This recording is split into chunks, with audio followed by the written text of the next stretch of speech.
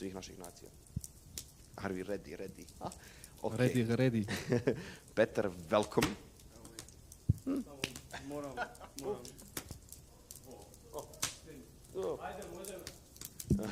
Are we live? That's the question now. Početak je težak. We are live. Great. Once again, welcome, Petar. Thank you, Marko. It's nice meeting you. It's nice meeting you. Yeah, we actually met a couple of hours ago and spoken like 2 sentences up until now. Exactly, that's how good we know each other. Welcome to the Fireside chats. As you can see, we're very, very cozy. I hope you're warm. I'm like very warm right now. Yeah. It really is.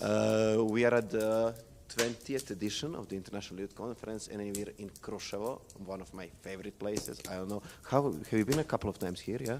Yes, I've been, first of all, I also have to thank you, and the first thing I wanted to do is cheers with you on your birthday. Thanks. And I want to say srećan rođendan, Hvala puno. because it's your birthday, and I don't even know why I'm sitting here, but we should celebrate you. Yeah, thank you. But yeah, about Krushevo. So I've been in Krushevo a couple of times. My first time was exactly 4 years ago on this conference. Oh, you're an old school in Krushevo. Yeah, and since then I've been hitchhiking here a couple of times and just looking around the town and learning about the history, because of course the history of Krushevo was very unique and very special, and if you're interested in the history of the region and contemporary discourses, then you're at the right spot. Yeah, definitely. Krushevo is, to me personally, one of the coziest places. Yeah. Or like going to Ilinden Monument, going to all of those places. It's just like so much history there, and I don't know, I just love this place. But we're gonna come back. We have a lot to talk about Krushevo and the conference and everything. But before that, can you tell me who you are actually? Where are you from? What are you doing in Macedonia and in Krushevo now? And I don't think I know who I am really, actually, and I still don't haven't think found I myself. want to know who I am, but with the standard answers that you give, I can say that I'm Peter Wagener and I come from Germany. I've been a volunteer in Kavadarci in Macedonia for 2 years after I finished high school, and that's how I ended up in this beautiful region. Ever since then, I fell in love with the country and the people here. And I got very interested in the discourses in society during the time when I was here, because it was a time of great political changes. Yeah. And after I had to leave Macedonia because my visa ran out, right? I decided to follow my interest and my passion academically and started to study European studies in Chemnitz, which is a town, Chemnitz, formerly known as Karl-Marx-Stadt. It's a town in East Germany, and those easy German words. Yes. So just rolls off your tongue. Yeah, Germany, the most easy language I've ever learned.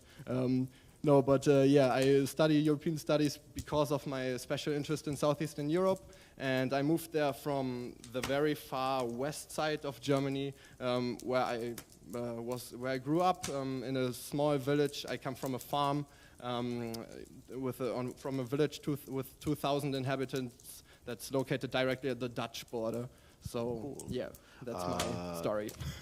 Well, why did you choose to volunteer in Macedonia? Like. When we from the Balkans hear like anyone saying like they come to the Balkans to live here or like spend some time, we're always like, why? Like, we love this place, but we're always like, it's a weird feeling when you know someone actually comes from Western Europe to Balkans. Why did you decide? One time I made a Facebook post that I'm searching for people who are making ajvar to invite me to help, because I wanted to learn how to make ajvar. And in the comments it only said, why are you here, dude? What are you, shobarash? Like, what are you looking here for? Where everybody is leaving to Germany for work, etc. Did you make the ajvar? I did make the ajvar, and the whole experience is the best part about it. I have to send a shout out to my sister for answering this question. I have 2 older sisters, and one of them did a voluntary service after finishing high school in Mostar, in Bosnia and Herzegovina. And she gave me the initial idea also to apply for a voluntary service out of Germany. And I was very young. I was 16 years old when I applied, because I finished high school with 16. And my sending organization said, okay, you're underage and a minor, and we don't know if we can send you anywhere, but we will try to manage something. And I was just like, okay, I'm going everywhere. I will do every kind of work. I just don't want to stay in Germany. And a couple of weeks later, a letter came to my place and said, well, you're going to be sent to Kavadarci in Macedonia. And I had to Google where Macedonia was. I have to be completely honest, but maybe we can talk about this actually, how little we know in the West about Southeastern Europe. It's a very interesting topic, Yeah, I it's think. the standard when you go somewhere, like, and then they ask you where are you from, you say like, I personally, I need to say Montenegro, you know, next to Serbia and Croatia, former Yugoslavia, you have to tell them the whole history for them to understand. Exactly. Yeah. On the other side of the Adriatic Sea from Italy, you know. Yeah, we're in Europe. Yeah, but that's how I ended up here. So I was actually sent here. I did not choose to go to Macedonia, but I lost my heart here. I can really say that. I was supposed to stay for 1 year. I stayed for 2 years and 3 months. And now, after 3 years of the pandemic and stuff, I came back to do an internship in Skopje, where I'm located right now. And yeah, again, I have the amazing opportunity to be here in this beautiful town in Krushevo, and yeah, that's basically my connection to Macedonia. What were you doing at that time in Macedonia, those early days? What was your volunteering job, I guess? Yeah. It's like a job and volunteering doesn't go to, but yeah, what were you doing here? So yeah, as a volunteer, I was working for the organization SPPMD, which is in Macedonian Sovet za preventiva protiv maloletnička delikvencija, which is translated as Council for the Prevention of Juvenile Delinquency.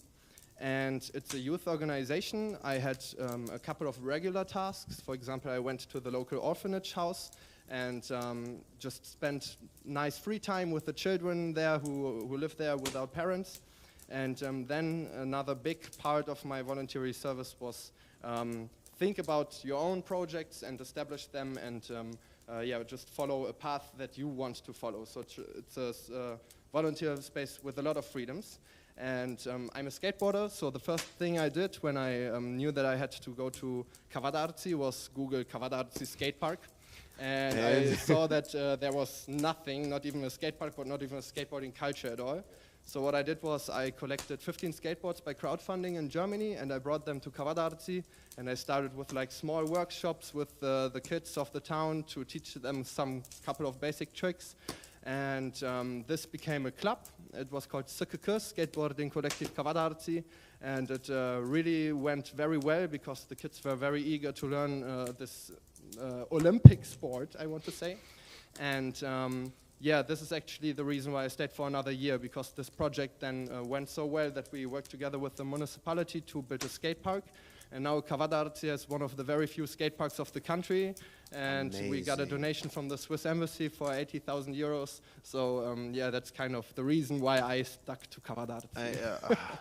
Before I get back to that, I don't know, that's so amazing. You know that actually in our history books, we learn like who was the first person to bring the first football ball into like yeah. You're gonna be the first person that brought like, you know, in British, Kavadarci. right? I don't remember, it's like for every country it's a different person. Like okay. we do it by country, you know. Okay. Like we need to separate each other like we always I do just here. wrote a paper about this in uni, actually. Really? About football in Yugoslavia, yeah. But another story. Do you visit Kavadarci now? How often are you there? So I was there yesterday on the way here, and I actually met my old mentor, shout out to Joko Nanchev if he hears it, for the first time in ages also. And yeah, other than that, I've been to Kavadarci sadly only one time so far since I'm in Skopje again. I wanted to go to Grozdober, which is the biggest city festival where, because Kavadarci is the heart of the Tikvish region, and Tikvish is the wine and rakia region. And yeah, I wanted to go there because Goran Bregovic was playing there, and I really wanted to see him live, but I sadly couldn't make it because I had to go to Lisbon for a conference, but that's another story. But yeah, it's only been 2 times now since I've been back, but in October I will definitely pass by more times. The 2 sentences we managed to speak before getting here was about music actually. Yeah, it wasn't Bregovic, music, but it wasn't Bregovic. Yeah, what do you listen to? Like, what is your favorite? Let's start with Macedonian music and then work our way. Oof, it's tough. It's like choosing a favorite child, you know, when you have more than one child and you have to choose your favorite one. What are you listening to like these days? I mean, yeah, I think the band I listened to the most to in Macedonia would be Feng Shui. Actually, we talked about them. Yeah, they are to me one of the best alternative, funky, experimental, independent cool. bands. Yeah, I really like and appreciate them. Also, as a fan of the Red Hot Chili Peppers, which is my favorite band, nice. they really have like somewhat the sound of the Red Hot Chili Peppers on a few songs. Have you heard them live ever? The Red Hot Chili Peppers? Yeah. I heard they were in Budapest, I think. Recently. Yes, they were in Budapest, and I was in Budapest at the same time, but I didn't see them there. And I went all the way to Hamburg to see them there, because John Frusciante is back. If you don't know John Frusciante, check him out. The greatest guitarist of all time. And that's the problem here, in that basically, if you want to listen to your favorite band, you need to go to Budapest, Paris, Berlin, or possibly like Milan, if you have like some cheap tickets to Milan. I hate and here maybe we can draw the connection to how Southeastern Europe is, it's very interesting how people here always talk about Europe, you know, like they are not part of it, because Europe is an equal to the European Union.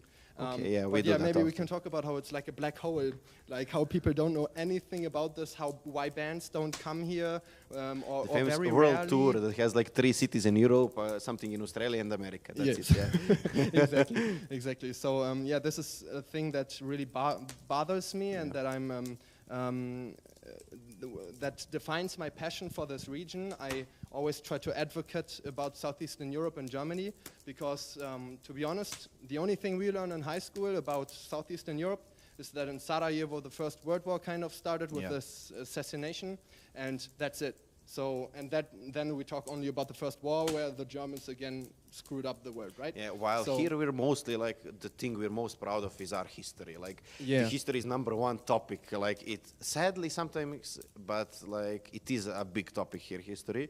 So it's really sad that actually people from outside of our region don't know anything about it. Yeah. I mean, barely anything. For me, in my opinion, for example, it should be mandatory to talk about the Yugoslavian wars in the 90s, because it's the last huge war, and it was a human catastrophe. God damn, my English. You know, it's mixing between Macedonian and Serbo-Croatian, whatever you want to call it, and German. It's kind of tough. But don't get into the language problems. No. you know that actually in Montenegro, the subject you study in school is called Montenegrin, Serbian, Croatian, Bosnian language and literature. Is it? That's the name of the whole subject. Like, we listed every single one. Like. Yeah, we call it BKMS in like a politically correct way. Yeah. But my favorite topic when talking about languages is always Bosnian cigarettes. Because, you know, they have the sentence 3 times, Latin, Cyrillic. Because we all speak our own language. Yeah, it's pretty funny and crazy, but yeah, my point was that it was the last I mean, this may be a kind of relativation right now. Also, we live in a different context now with Ukraine, but before Ukraine, I would really say Srebrenica was the biggest genocide on European soil since the Holocaust. The occupation of Sarajevo was the longest in the 20th century. So we have to be aware what happened here only 30 years ago, to, you know, when we talk about EU integration and stuff, when we talk about all these inter-ethical conflicts that are still current today, then we have to be aware of what happened 30 years ago. People still live door to door next to each other that lived through this. That's really connected with what you said about that separation between Southeastern Europe and Europe. Let's call it like the main Europe, mainland or whatever. And often we find that exactly when we talk about wars, like Russia and Ukraine, I'm doing the same thing now, conflict, a lot of times I heard the idea of it being like the first conflict in Europe after the Second World War. People totally forget about Yugoslavia. And huge newspapers in Germany said, yes, again, after the Second World War, we have a war in Europe. And I was like, did you ever pay attention in the 90s? What was happening here? Like, we're Europe. I am interested. I'm going to go off topic now, but I want to know what are like the topics that are very important to you, like topics you want to work at, the topics you want to like explore more, and like the topics you want to, I don't know, spend your life doing, maybe. Oh, that's a tough one. Yeah, it's a deep one. Definitely. So I think I will answer this in a very boring, stupid academical way because I'm a bachelor student now who reads books. I'm still not a bachelor, come on. Yeah. So a topic that really drives me is identity in various ways. So analyzing national identity, there's the book Imagined Communities by Benedict Anderson. It's a genesis of the concept of the nation and what people connect with their national identity, because his main point is, you know, in Germany we can be 85 million people, but nobody knows each other, but we still all have this common ground that we find each other on, which is we are Germans. Why? How come this happened? And like this kind of identity analysis is something that I want to follow on academically, but also, for example, right now I'm doing my internship at Reaktor, which is a think tank in Skopje that has a focus on feminist topics, on gender inequality. The juice is hitting on gender inequality. So yes, I am very interested in the construction of gender identities, and I consider myself as a social constructionist or like a post-structuralist maybe even though I'm not still 100% sure how much you can do with those kind of abstract theories. But yeah, like I want to deconstruct in a way the way in a societal discourse we see things just for granted, like that there's a man and a woman and that's it, and there's nothing in between. How can we reach that point, for example? And the connotations we connect to those identities. Yeah. This is something that really interests me, and yeah, you can put it on so many layers in society that it just never stops. So yeah. There is, about that topic, something I personally went through, and that's why I'm asking you. Do you consider yourself a feminist? There's this great sketch by Jan Böhmermann, a German comedian, where all the men in the studio are wearing T-shirts with "the future is female," and all the men go like, "Yes, the future is female, and we are feminists." Yes, I do consider myself a feminist. But you know, right now it's also weird. We have to always reflect our position. Two men talking about feminism. Yeah. But I still do consider myself a feminist. That's the thing. Yes. That's the road I went through in the last year, basically. Where even though I like to consider myself like very progressive, I couldn't get myself to call myself a feminist. Okay, why not? Yeah, that's the point. There was no single reason, mostly because of the standard internet media portrayal of something we call radical feminist, which is just basically nitpicking the parts you want to consider bad and attacking them, and like the parts you can most easily attack. And that's why like it was just a weird defense mechanism where even though I was having the same opinions I have now, I wasn't able to just say the word. That one word was a problem for me, you know? And then like through last year, I was finally able to be like, yeah, I consider myself a feminist. I don't know, it's the Balkans here. When you say you're a feminist, you somehow feel excluded in a way. So yeah, it was that fear basically coming to bite me for a long time. And that was the road I was going through, and it was kind of scary. I don't know. Interesting, yeah, okay. Maybe because there is still little awareness about what feminism actually is. Totally. And we can actually debate for hours what feminism actually is. You know, you talk about the first, second, third, now even the fourth wave of feminism. So feminism is what we make out of it, right? And we have no concept of it here, that's the thing. I mean, I don't think you don't have a concept of it. No, in the Balkans mostly, like the concept of the feminism as itself, like people are not sure what it exactly means. Yeah. And then that's why there's a lot of confusion. Yeah. It's like I'm a man, right? I can't be a feminist. It's like a feminine thing. Yeah, of course, that's crazy. But I do consider myself a feminist because I believe in equal rights for every human. And I also believe that, so this is like what you call the third wave of feminism. On a theoretical way, this started with Judith Butler, and she's a philosopher from America, and she says, okay, social identities are constructed, so to consider yourself a man or a woman is a social construct, and it is very interchangeable, and we reproduce it all the time. It's called performativity. And because we reproduce all the time the regular gender expectations that society has for us. And for example, I have an anecdote. I had put lac on my nails. I don't know what's that called in English. Polish. Nail polish? Yeah, I think yes, it's I nail think so. polish. And when I came by bus from Serbia to Macedonia, the police officer at the Serbian booth would just say, "Ajde begaj pederče." Like, okay, just fuck off, faggot, you know? And this is like the little interruptions that you can do with performativity to slowly kind of break through the cycle of social constructed identities. I think this is an interesting way of seeing the things and of seeing the feminist fight. And this is why I consider myself a feminist. I don't know. One short question as well before we end this is because... You already? Yeah, we need to. Sadly, we need to. You mentioned also that you're considered, you like talking and exploring and learning about nationalities, nations, and everything. Is Balkan a very good area for that? Because like while Germany went through its national rebirth and everything, Balkan is just going through it in the last like 20, 30 years. Does it have more like substance to it to learn about it here? Yes. So Southeastern Europe, for somebody that's interested in the field that I'm interested in, is an amazing playground to analyze contemporary discourses. And this is the moment that I would like to use to say that I'm very sorry to be that honest, but all your nations are imagined. They all don't exist. They are all only in your head. Oh, no. They are also political realities. I know, blah, blah, blah. I'm not blind, but national identity feelings are definitely only in your head. Yeah. Just keep that in your mind.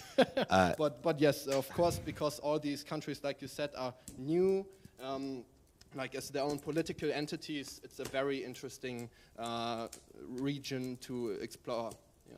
Peter, thank you. Let's raise your juice and my water. Yes, thank you. Happy birthday one more time. Thank and you. Thank you for this surprising invitation, Youth Alliance Krushevo.